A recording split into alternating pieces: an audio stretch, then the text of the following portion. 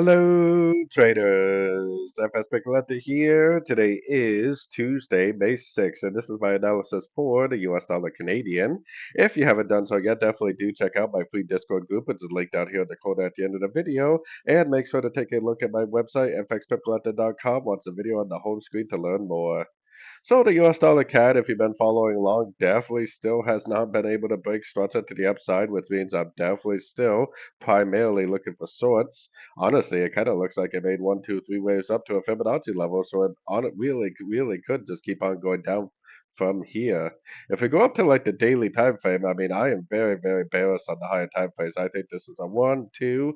I really wouldn't be surprised if this just kept on going down, finishing off a wave three, eventually making a wave four, then eventually making a wave five to complete the five waves of wave one. I am extremely bearish on this pair overall in the higher time frames. I think this is only a wave one of a very large trend on the weekly and monthly time frame to the downside. So keeping that in mind, I mean, even though we probably would like to see a breaker structure to the upside, it definitely doesn't have to happen. I would for sure still be recommending shorts unless it does break structure. If it does break structure, then fine, we'll start looking for logs. I mean, who cares? The market's the only one that is always correct.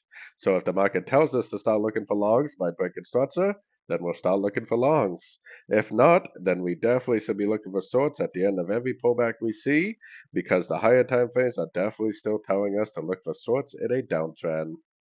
So anyways, don't forget to like and subscribe, and as always, thank you for watching and happy trading.